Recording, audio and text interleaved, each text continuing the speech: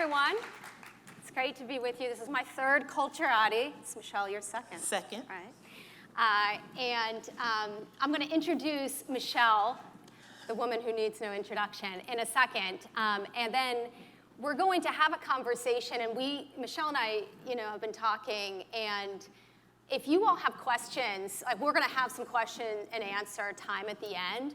But if you're sitting on something, just raise your hand. We'd love to address it. I think we've now gone through multiple sessions and plenaries. It's been really rich. There's probably a lot on your mind. So instead of running out of time, just get it out there. And we'll try to address it as we go. So here, Michelle Gethers. Michelle is Visa's Chief Diversity Officer. She has a longer title, though. She is Head of Corporate Responsibility and the Vice Chair of the Visa Foundation. She leads the company's global strategy on philanthropy, inclusive and diverse talent, social impact, and ESG and sustainability. It's quite the mandate. She, prior to Visa, served as President and CEO of the United Way of Greater Greensboro. And before that, she's held multiple roles at American Express over 20 years. She's had a long and illustrious career. And Michelle has been featured in a number of publications, including Ebony. She's been featured in CNBC, TEDx, et cetera, et cetera. So one thing that I can tell you about Michelle is every time I talk to her, I learn something. And the other thing that I share with Michelle is we both have 2 kids. And I think that always centers us up in our discussions. Michelle has Gregory and Sophia, and I have Alejandro and Eva. And I feel like they're often present when we are speaking about diversity and inclusion. So thank you, Michelle, for being here. My pleasure, Brooke. My pleasure. So we're going to start off, and we're going to talk a little bit about Michelle and her journey at Visa. Then we're going to broaden it up and ask for some general reflections. But the first question I wanted to ask you, Michelle, is a little bit more of a personal one, which is, what does inclusion mean to you personally? Yeah. A couple of things have caused me to think about inclusion, and I had to work through it. So I've been in corporate America for 40 years, and I had to work through this idea of being excluded. So I had to reverse engineer it, because I understood profoundly what it means to be excluded because of what I look like, because I started life as a product of generational poverty. So I had race, gender, and socioeconomic barriers that stood in my way. So I had to start thinking about what inclusion means, and it is about deriving the benefit of my diversity, of your diversity, of our diversity. And so I sit here today fully aware of what it feels like to be excluded. And as 4 days a week, there's an article that pops into my inbox automatically that is about any issue that is printed around the world related to inclusion and diversity. 6 continents, what pops in my inbox. And on April 5th, what popped into my inbox is that 60 women left C-suite roles. And, okay, 60 women. What does that represent, I thought to myself. And I wrote it down because I wanted to make sure I got it right. So the Washington Post said, it falls for the first time in 2 decades. And it says now, to close the gender equity gap, it's going to take us until 2055 through 2072. I'm an optimist, but I'm not going to be alive. I'm not going to be alive. So we got to think about our daughters and what is the career trajectory for them to get to the C-suite if they want to go to the C-suite and get there. So statistically, in 2005, 6.5% of the CEOs were women. In 2023, 10%. Just the facts. Nothing but the facts, right? Yeah. So the power of understanding what inclusion looks and feels like is important so that we can understand how to get to inclusion. Yep. And these are just, I don't want us to be disheartened. Instead, I want it to be a call to action is why I'm sharing it. So for those of us in positions to bring somebody along that looks like me, a girl from generational poverty, grew up in public housing in New York City. Someone believed that I could, and so I did. The numbers they're really humbling. I mean, Yeah. and we all saw, that it was going to happen, and yet, here we are. Here we are. Yeah. So you've been at Visa for a while, Michelle, and you came into your role. You were handpicked by the then CEO Al Green, right? And he really set you up. You with him jointly, right? Yes. Because there's lots of different chief diversity roles out there. I'm not talking about the people, I'm talking about the role and the way in which they're constructed to drive impact. Given what you knew at the time and lessons learned, how did you think about that role and ensuring that you were set up for success? Yeah. I came to Visa for one reason, and that was because their purpose aligned with mine. You get to a point in your career where you can pick and choose, and I submit to you we should always be picking and choosing. And it was because he understood that it was not a race about race, that it was about truly integrating the dynamic of identity and full potential everywhere. So our purpose statement is uplift everyone everywhere by being the best way to pay and be paid. My piece of the strategy was uplift everyone everywhere, period. And so I got to travel 6 continents to uplift everyone everywhere through impact investing so that I could fund entrepreneurs with a focus on women and underrepresented. Also, grants. I don't necessarily believe in charity, but sometimes you need a grant to get something off the ground. And about sustainability and ESG, how are the ag tech companies, organizations in South America, how do we get them funded? How do we get them funded in Asia, Europe, the continent of Africa? And then there was inclusion and diversity, which was about our talent. But it was more than just diversity, because diversity and representation, I don't want to be selected because I'm a black woman. I want to be selected because I'm qualified, capable, and you're gonna pay me what I'm worth. Hell yeah. And I'm gonna have equal and equitable opportunity to succeed. And he understood that and he believed that.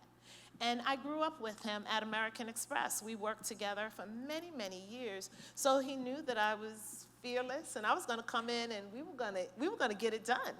Yeah. So I came over to Visa. But there was an alignment from day one because I was not in pursuit of a new role. I was a queen bee. I was the CEO of an organization. I didn't need to move. Yeah, well, he had to convince you. So now, then fast forward to when Ryan became the CEO, because I know that there are some chief diversity officers in the audience, and many executives have to, contend with CEO transitions.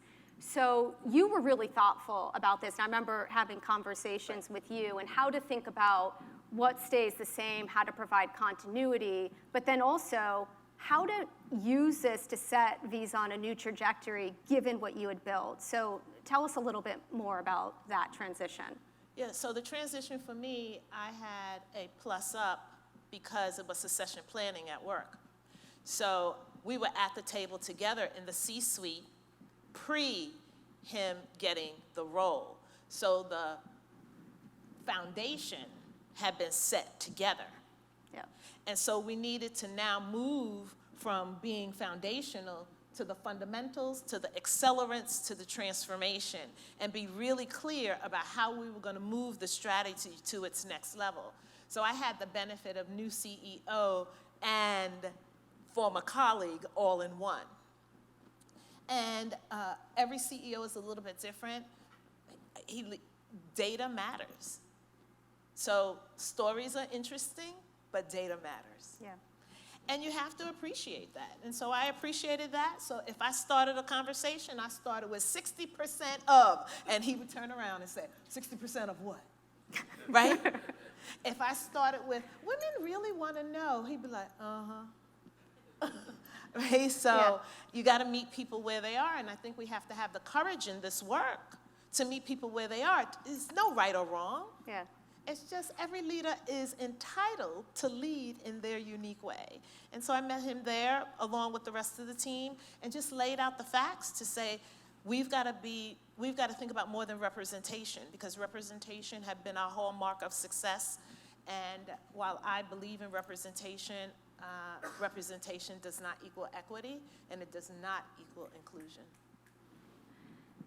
I think you got some snaps for that. Yeah. 100%. And I remember that phone call when you were laying out that plan, and I was like, right on. I think that sounds right.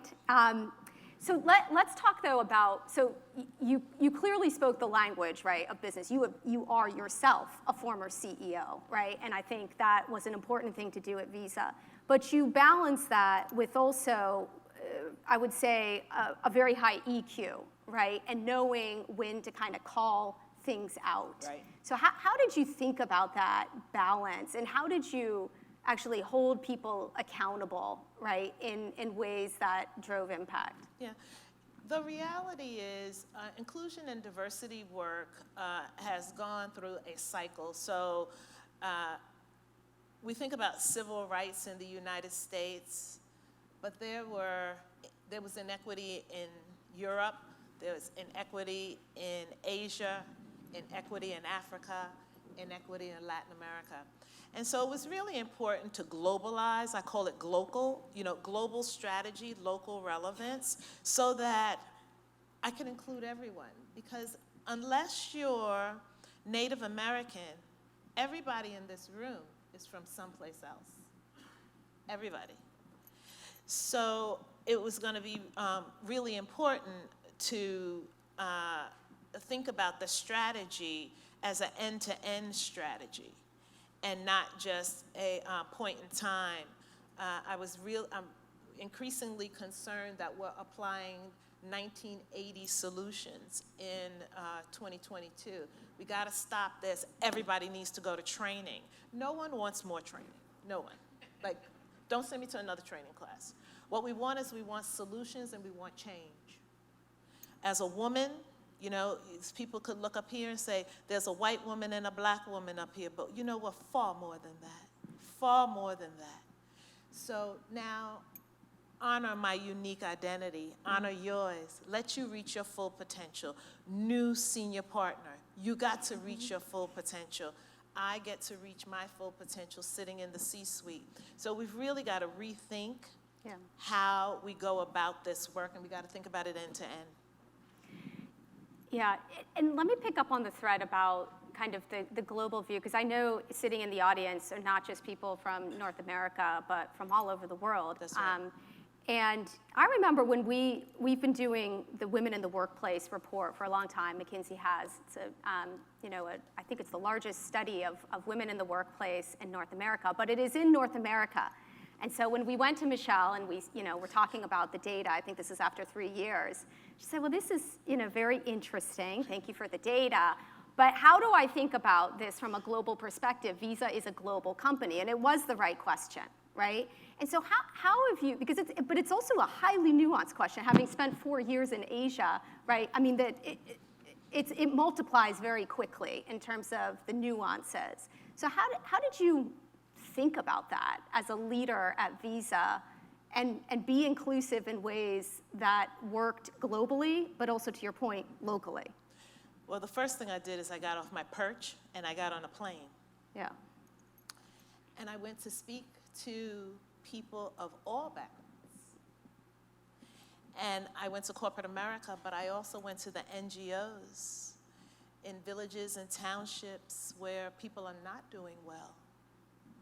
I went to clients who were clients of Visa. I went to impact investing funds. And I became more culturally intelligent. And I created, if you will, portfolios of knowledge that I could then bring back to our organization. Because I want everybody to carry a Visa card. But I need to understand what your needs are. I need to understand its cultural relevance. And so I always grounded in business outcomes. Because at the end of the day, capitalism reigns supreme. And we want to pretend that it doesn't, but we are all here because of capitalism. I love you all of us. And so how do we make that work inside of the work of equity, inclusion, belonging, diversity? So it was really about understanding, in Asia, women in Singapore and women in Tokyo, very different work experience. Singapore, nannies all over the place.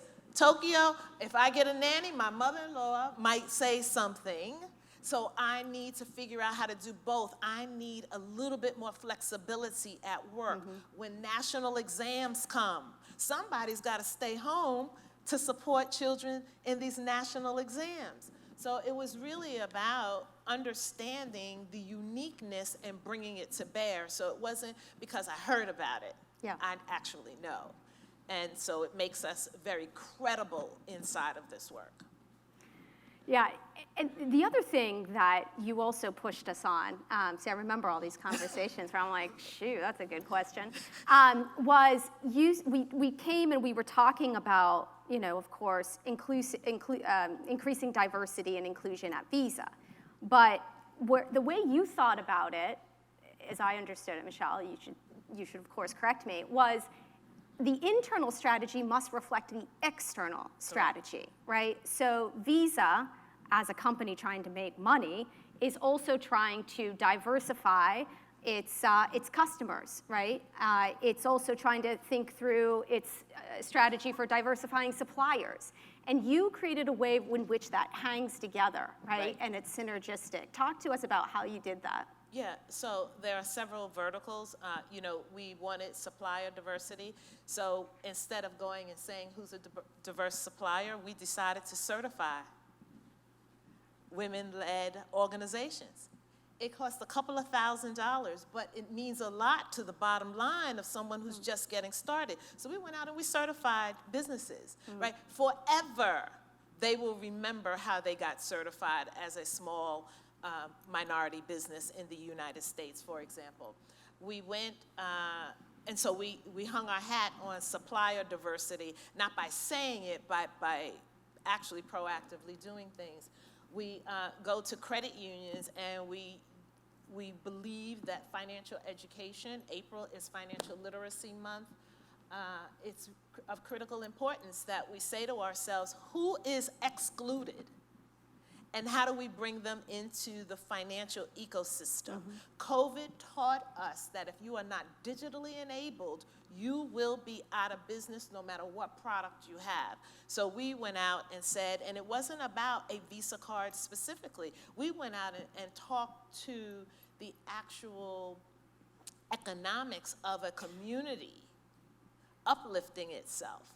So some things aren't always about Visa per se's bottom line. Some of it is truly about altruism. It truly is about uplifting people. So we have a blended portfolio of work that we do that is about philanthropy, and we have work that is Visa Inc., and then we have work that's clients and customers, as well as talent. And when I'm gonna take us off of Visa in a second, but just want to close with a question around, you are moving on from Visa. And how do you, especially in the context today, like, just in the last day and a half, a lot of questions have come up around the space of DE&I and some of the challenges that have been launched. How do you think about your legacy at Visa? What are you proud of, and what do you hope for the future? Yeah, I'm going to be perfectly honest with you. I believe in one word, and that's better. Are things better because I came? And in my life, I just want one person, one thing I touch to be better. So I actually don't want a legacy that's attributable to me. Instead, I want to know that something changed and a life changed. And so as I leave now, I know that things have changed. You took a person with the discipline of financial services business. I grew up as a CPA. I did not grow up in this vertical of work. It's just been a part of who I am. And so I am blessed enough to have had a career that I got to bring my whole self to work and make a difference for at least one person in this lifetime. So what I would say is it's about purpose. It's about aligning organizations to be purpose-driven. And I do believe this idea of uplift everyone everywhere will resonate for my team and teams to come forever. Yeah. And that there is a strategic, business-focused way to do it. Whereas that discipline didn't exist before. It was a nice to have. It was make sure we can tick that box if the regulators ask if we're doing something good. And it's no longer that. It is really a way of being. So I love that. And now pivoting a little, right, maybe to the body of your experience, right, Yeah. and work. I do want to stay with this question around, the context is challenging right now. So what advice would you have for other leaders, and not just chief diversity officers, but any executive trying to increase diversity, increase inclusion, right, at their organization? How do you think about that today? Yeah. So first I want to say the anti-movement is not new, and it has always existed. There has always been a targeted audience for someone else. Unfortunately, that is how many nations are built, by the oppression of others. So it is not new. And we all cannot run and think that it's new. It's not new. It's that AI, social media, the news gets to amplify it in ways that you couldn't hear when water hoses were on people in the 60s in our country. When things were going on with our Native Americans, you couldn't hear it. Now you can hear it as it's happening. So the anti-movement is not new. So I want to just start there. And there are three things that I would leave as advice. The first one is you got to ladder everything up to business outcomes and business growth. To think about this work in isolation has hurt the work. And if you don't believe me, just go and look at where work has been leveraged and where work has not been leveraged. It has to tie in to what the CEO thinks about when he wakes up and when he goes to bed at night. And that's the shareholder, revenue, and growth. It has to ladder up. Second, what I would say is we need to lift and shift some of our work. We got favorite projects. You know they don't work. You know they don't work. But they feel good, and you really like that consultant.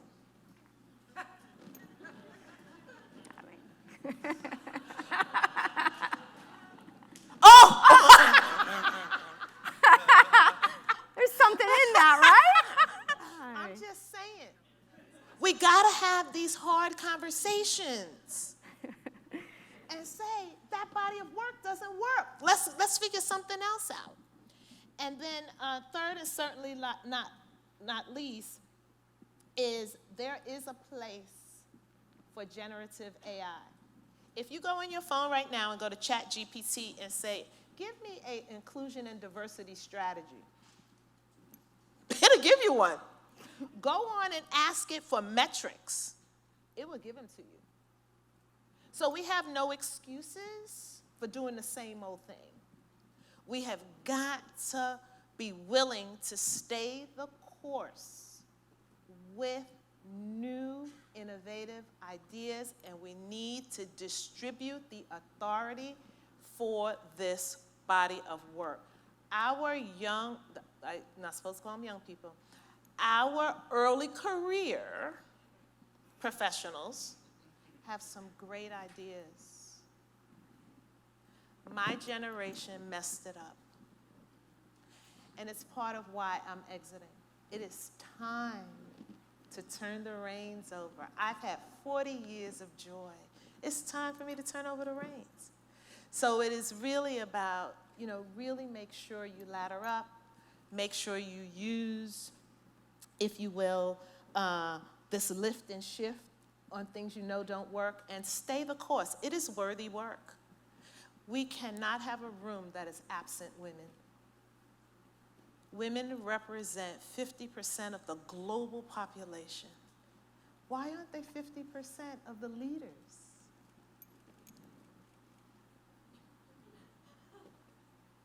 Right? We get to sit here, but so many of our sisters do not get to sit here. So I just, that's what I would leave people with. That's what we're fighting for. That's what we're fighting for. All right, I'm going to make that my last question because we have about 3 minutes left. And I want to open it up because I bet that there's a lot that people have on their mind with questions. So we'll take a few from the audience. Yeah. That's not fair. This is a question that you and I talked about just over here, and that is, I think we're just challenged to show more direct impact to the objectives of the companies today, and the people can be attacking these programs for whatever their reasons are, but we should look at it as an opportunity to sharpen our deliverables. Yes. And you and I talked about, even though affirmative action programs have just been ruled out inappropriate for college campuses, I think many of us in corporate America are realizing that we've got to move beyond that in our hiring as well. How do you view that? Do you view it as a challenge, and what are the opportunities? Affirmative action has its place and had its place. The Supreme Court has ruled on this topic in one way or another for 50 years. So what we've got to decide is, what are the solutions that we need for today's challenges? And today's challenges are not black or white. Today's challenges are about identity. And affirmative action actually doesn't address identity. And as a black woman with children in college, where some might say, my son got to go to Stanford because of affirmative action. Hell no, he didn't. He got to go to Stanford because he was qualified. So the next generation who actually needs affirmative action, it's not going to be there, but we got to fix public education. We got to go to root causes now. A lot of times we want to just deal with the surface issue. Affirmative action is not the issue. Kids are ill-prepared from black and brown communities to go to the school of their choice. Fix the root cause. We don't want to pay taxes. We don't want to this. We don't want to that. So I'm a firm believer. Why? Because I've been in anti-poverty work. I've been on the front line. I know that we can lift somebody out of poverty. Why do I know? Because white men, Indian men, Asian men helped me get out of poverty. They saw something in me that I didn't see in myself. I didn't know a business executive. I didn't know what college was. My parents were denied the opportunity to go to school because of segregation. They never went to high school. But thank God for government jobs that helped us break the cycle of poverty, and then I got an education. So we've got to go to root causes, which means that the work is a lot harder than just writing a memo about affirmative action.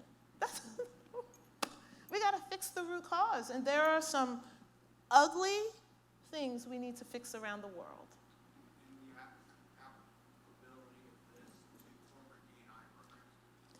Yes, we can do this inside. So for example, at Visa, when we came out to address the issues of George Floyd, what we did is we gave out 4-year scholarships. We said we're gonna lift young people, and it's the Black Scholars Program. We have 126 scholars, $20,000 a year to go to the school of their choice, guaranteed a Visa mentor, guaranteed a Visa internship, and guaranteed a job as long as they successfully complete college with a 3.0 average. So you gotta go to the root of the issue and not just say, well, we can't find people, because you're not looking for them, as someone said earlier. All right, maybe one more. Okay. Or do we have two? Or we go here? You mentioned that there were a lot of ugly things around the world, and it's white men who hold much of the power. So have you found anything that works to catalyze and inspire white men to fix those ugly things around the world? So one of the things that I don't believe that white men wake up in the morning and say, who can I oppress? And I don't believe that white men walk around with any level of intentionality to exclude. What I believe is that some of us don't know how to engage white men on the topic. And that has been really important for me for 40 years, to engage in a way that meets people where they are. So what I would say to you is, you know, Brooke knew when she invited me up here that I wasn't going to beat around the bush. Of course, that's right? why you're here. Yeah, and that we can have candid conversations, and I just think we need to be in community with each other. You can never walk in my shoes, I can never walk in yours. Al Kelly said to me, he said, Michelle, I'm a 62-year-old white man, and that's all I know how to be. Will you go on this journey with me? And I'm asking you to invite me in, call me in to a conversation and a relationship that allows us to be culturally intelligent, me about you and you about me. That's how we have to get it done.